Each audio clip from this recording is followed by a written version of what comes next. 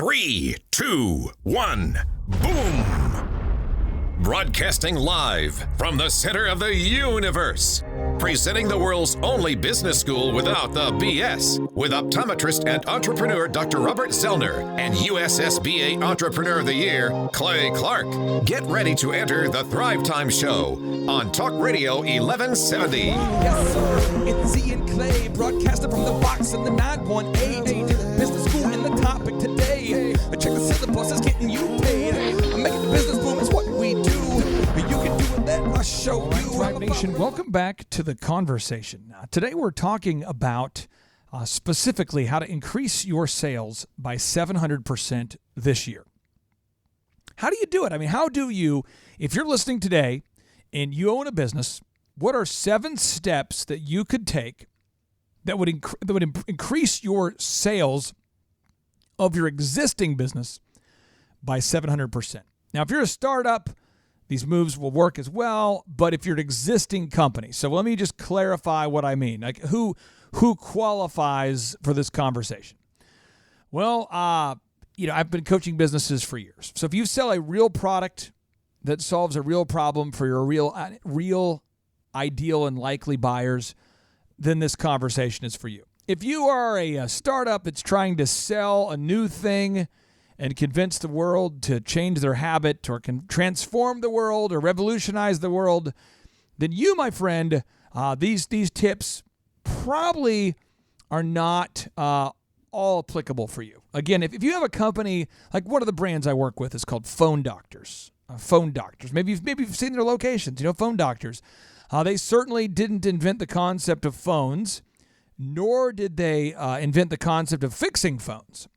But what they did innovate is the coming up with the most efficient way to fix most phones. They saw a trend. Alex Iser, the founder of the business, saw a trend that was becoming an avalanche where everybody, remember when everybody didn't have a cell phone? Do you remember back in the day when everyone did not have a smartphone? Like if you had a smartphone, you were awesome. I remember going to college at Oral Roberts University in 1999. And there was one girl in particular who had a cell phone. And it was one of those ones that looks like a military issued like backpack kind of an apparatus. I mean, this thing was massive. It was almost like she pulled out like a brick. It appeared to be like a brick. It weighed like as much as a brick weighs, and it's in a backpack, and you had to pull it out. And it was like a big deal to make a cell phone call. And the screen was green. And, it was a dial tone, kind of punch dial. It felt like you were dialing like a home phone, but it was a mobile phone. And you had a big antenna on your car so you could broadcast and make the phone calls and connect with the cell phone tower. And it was a big deal. Well, now everybody has a cell phone. So Alex Iser looked out there for a problem. Entrepreneurship at its core is looking for a problem.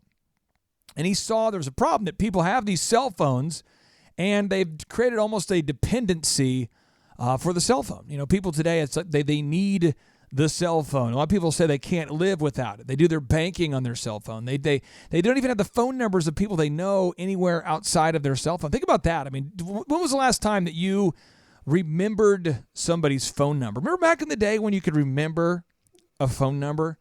I mean, that was a hot deal. That was a great place. In fact, like as an example of a phone number I can still remember right now, if you want to call my good friend Rich DePetris, he's my friend's father, Mark DePetris. But if you want to call Rich DePetris, his phone number is 918-698-0625. And just call him and tell him he's a great guy. I remember that, though. Remember when you had the phone number? You remembered your friend's phone number. If a girl gave you the phone number, you'd remember that number. You'd write that number down. You actually knew people's addresses. You actually knew how to navigate around. You could do basic math. Do you remember when an average person could do basic math? Do you remember what it was like when the average person could do basic math? Well, Alex Iser realized people are becoming more and more dependent upon their phones. They're starting to use their phones all the time. And when their phones crash, it's almost an emergency. In fact, they need a doctor. They can't just call a phone repair business that might take forever. They need a specialist. They need to get over there in their car, aka their ambulance, and drive on over to Phone Doctors and get that phone fixed in about an hour. I mean, that was a powerful idea he had. Now, he had to execute the system.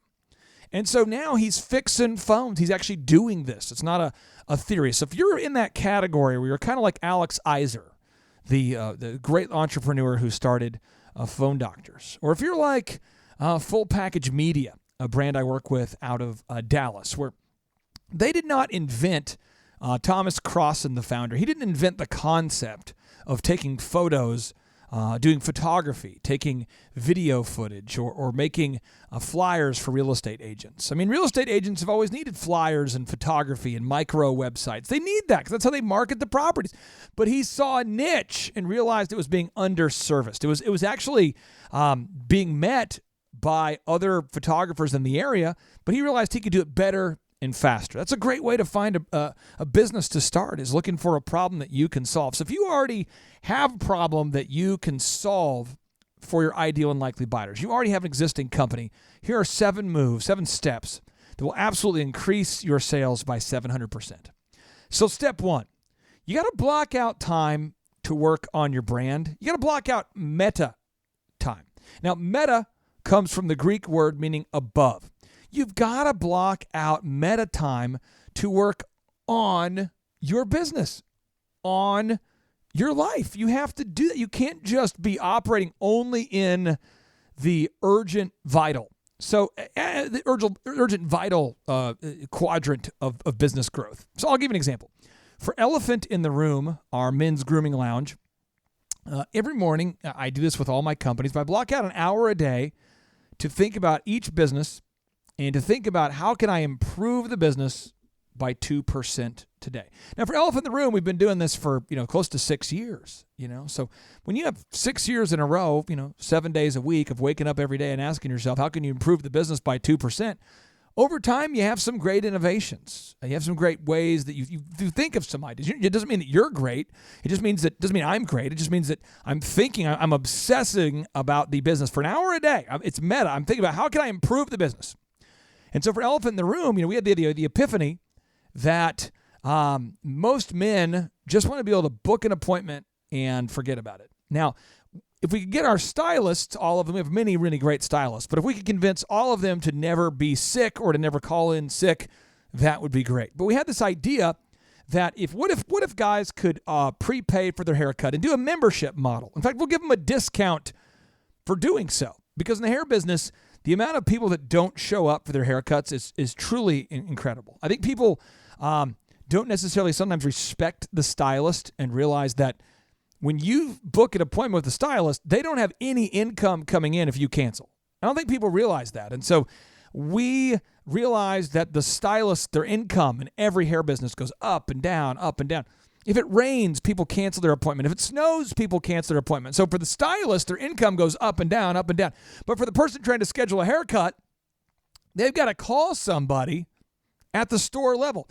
They have to pick up the phone and call a stylist. And anybody out there who wants to get your hair cut, you have to call a stylist, and then the stylist has to do what? They have to they have to stop cutting somebody's hair and answer the phone, right? So they're cutting their hair, they're talking about your family, your kids, whatever. You're getting your hair cut. Next thing you know, they say, "Excuse me, I got to go get that phone." And they go back and forth, cutting your hair, and being interrupted, answering the phone, answering the door, cutting your hair, opening the door for a new customer, answering the phone, cutting your hair. And it's frustrating for everybody. So we created a model where we actually don't have a phone that rings in the Elephant in the Room stores. So if you call an Elephant in the Room store, you're not actually calling the store, you're calling the call center. And what does the call center do? The call center is setting appointments for people like you. So you're calling to get your hair cut. Our call center is setting appointments for our ideal and likely buyers. And that way, our ideal and likely buyers can immediately schedule a haircut, and they can pre-book it as a reoccurring event, and the people cutting hair are never interrupted, and they can focus on providing you a premium haircut experience. Now, I didn't have that idea during the middle of the day. Why? Because my brain is in alpha mode at that point. Alpha, like that warrior mindset. So during the day, whenever I experience a problem that I see in the business, I don't try to solve it right then. What I try to do is just write down the problem. You see, I write down the problem during the day, and then in the morning, what I do is then in my meta time, in the morning, typically between 3 a.m. and 4 a.m., I think about the business and I think about how can I solve this problem one time so that I solve it every time. And today we had a situation where money was pulled out of a wrong account for one of the businesses, and that can't happen. So I got to figure out, how do I stop that process, or process, as the Canadians say. So what I encourage you to do, step one out there, if you want to increase your sales by 700%, you need to, during the day, write down all the issues that you encounter. Anytime you run into an issue at all, if you're a business owner, write down the issue. You know, if a sales rep on your team does a poor call, if your website loads too slow, if you're not able to charge people quick enough, you know, if you're invoicing people so it takes too long to get paid, if your manager is not on top of it, if you as a leader aren't on top of it, if you're just struggling to, whatever it is, you want to identify every day, ask yourself, what's your biggest limiting factor? So during the day, anytime you run into a problem or an inefficiency, write that down. But step one is you got to block out time every single day for meta time. I have never met, and I will never meet, an entrepreneur who is successful that does not block out meta time. Now, some people call this meditation time, and they want to make it a religious thing. Okay, fine. You could call it prayer time. I just know that I got up the other day in my meta time. Now, my meta time consists of me listening to theta waves. Theta waves? What are theta waves? Well, theta waves are like sound waves that I kind of view to be like positive energy. I also listen to, if I'm doing, paperwork again, they're called binaural beats. And what I'll do is I will go ahead and put a link on the show notes to 8 hours of binaural beats. So that way all the listeners, you can have an ample example of what I'm listening to. This is an ample example of meta time music. But the idea is it's like you go to a spa, and you just want to like escape from the norm and the monotony of the busyness of the day. And you want to mentally transport yourself to a place in time where nothing's urgent. Other people call this prayer time. I'm not conjuring up the spirits. I'm not doing anything bizarre. I think most people don't do it, so it sounds bizarre. I'm a Judeo-Christian, so I believe that all of the ideas that I get are given directly to me by God. That's what I believe. All good ideas are given to me by God. It is up to me to write them down and to act upon them. Now, I do not believe that I'm conjuring up spirits and all that kind of weird stuff. I just want to silence my alpha brain long enough to be receptive to what God's trying to tell me.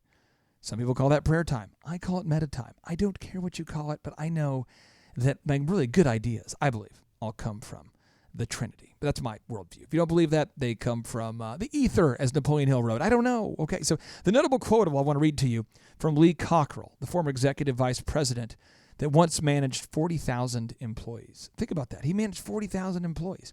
He says, you either pay now or pay later with just about every decision you make about where and how you spend your time. What gets scheduled gets done. Guys, this guy managed 40,000 employees at the same time. And he's saying you got to schedule time because what you schedule gets done. But you got to pay now or pay later. If you choose not to do it, you got to pay later. So I would highly recommend that every single listener right now that you block out time for your meta time.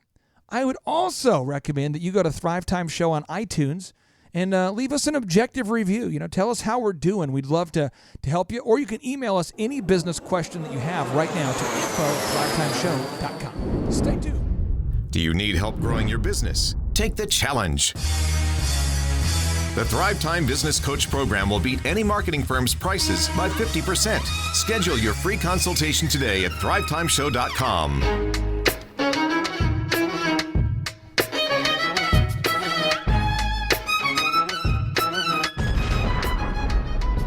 Thrive Nation, welcome back to the conversation. It is the Thrivetime Show on your radio. My name is Clay Clark. I am the former U.S. SBA Entrepreneur of the Year, sent here on a mission to get you into a great financial position. However, in order to do that, in order to get you into a great spot financially, you and I, if we're going to become successful, we've got to be coachable. We just have to be coachable. We have to be able to receive feedback from a source of wisdom in a given area. So if you want to get in the best shape possible and you go meet with a fitness trainer and he explains to you that you need to become an enemy of carbs, you need to just eat meat and vegetables. If he tells you that, and then you were told to read, the China study, read that book, or read Wheat Belly, and you start learning that wheat causes your body to produce insulin, which produces fat, and you just start to read all these things and know all these things, and you watch the TED Talks about it, and then you get another book that goes with. It's kind of like a part 2 series of the China study, and then you go out there and you get the newest book by the newest fitness guru, the Jillian Michaels book. And so now you got the Jillian Michaels book going on. You got the Wheat Belly book going on. You got the China study. I mean, you have really got your knowledge up to a certain level. I mean, you've really taken the time to increase your knowledge base because you think that learning is earning. I mean, you think that. You think that learning is earning. You've probably been told that. You believe, because college, I mean, they give you a degree. They reward test taking, right? They don't reward implementation. They reward test taking. So what happens is, if you're not careful, you begin to develop a mindset of, I just call it TED Talks, the TED Talks mindset, where you begin to falsely believe that the more you know is going to continue just helping you earn more and more money. That's true. The more you earn, the more you learn, the better it is for you. It's good. It's true. It's learning new ideas is powerful. But then Walt Disney, I mean, if Walt Disney was here right now, he'd be a pretty old dude at this point. But Walt Disney has a notable quotable that I want to read to you. And I know it can sound offensive, but Walt did pretty well. I mean, his company did fairly well. He's the guy behind the Mouse House. This is what Walt Disney would say to you if he was here. He would say, the way to get started is to quit talking and begin doing. Think about that for a second. The way to get started is to quit talking and to begin doing. Now, see that right there, that's a tough deal, because when the co-founder of Walt Disney Enterprises, right? When the co-founder of Walt Disney, it tells you that you got to quit talking and begin doing, that also means you got to quit maybe learning everything there is to know. You got to actually implement that stuff. And so the core topic today is, what are the 7 steps to increase your sales by 700%? Well, step 1, my man, my lady, my friend, my dear friend, you must, step 1, block out meta time to work on your brand. So every time you have a problem during the day, you write it down on your notepad. Always carry a notepad with you. When you have a problem, write it down during the day. Write those problems down. Then step 1, you want to block out time, that's meta time, to work on your brand, to work above your brand. You got to block out an hour a day.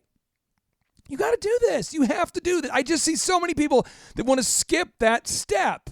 They don't want to block out an hour every day because they think every day. Yes, every day. If you were a quarterback in the NFL and you are not terrible, you're going to be watching game film every game. Every game you're watching game film. If you're an NBA player, you have to work out every day. If you're a Winter Olympic athlete, you have to work out, except for the people who do curling.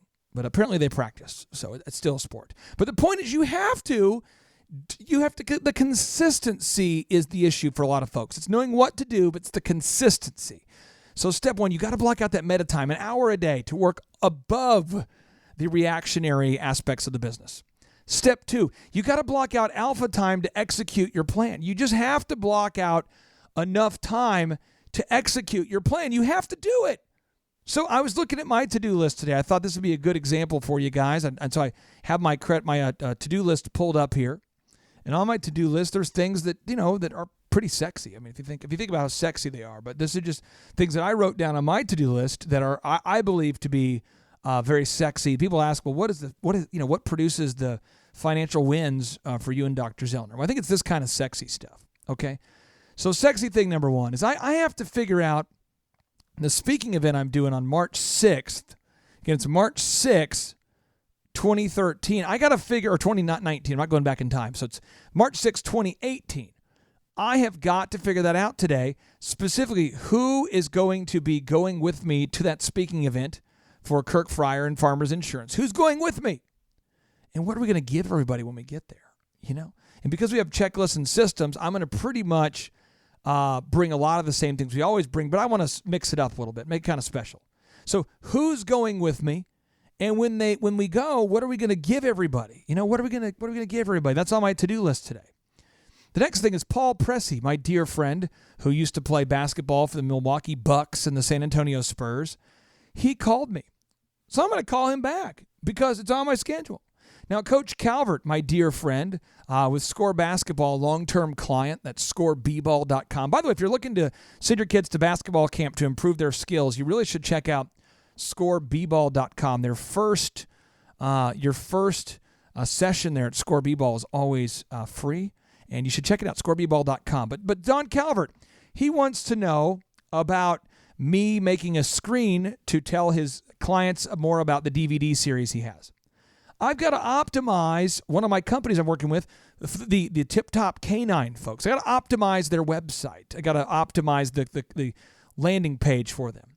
And they have another company that works with, it's neuropathy. That's what it is, neuropathy. And they want to be top in Google in Dallas, and so I've got to help them do that. And then my dear friend Aaron Antis has referred me a friend who needs help. They need help in growing their business. And so Aaron Antis, longtime client friend with Shaw Homes, he has a friend who needs help, and so he referred him over, and I got to call him. And then Justin, there's a guy named Justin who wants to open up an elephant in the room in Dallas, and he's calling me, and he wants me to call him back. And then the orthodontist that I work with, I can't meet him on a specific day because I'll be in Owensboro helping out the church that we've been called to help. And so you have to do all that. So one, you have to think about it. I mean, you got to think about what are all the things I have to do today to improve my life or to become the person I want to be or to get where I want to go. But then you got to block out a specific time to call the person. So I actually put it in my calendar to call the person, like at 2:10 p.m. I'm calling this person. At 3:10 p.m. I'm calling that person. I have to actually block it into my calendar because if I don't do it, it won't happen. And I think a lot of people, we somehow think these things are magically going to come together, not because we're stupid, but because we're busy. And the difference between busyness and business, a business is designed to serve you, and it's spelled with an I. That I is all about you, helping you. The business is designed to serve you. Busyness means you don't really know your why. You're just busy and you don't know why. So I encourage you to move beyond busyness and to move into, let's get down to business.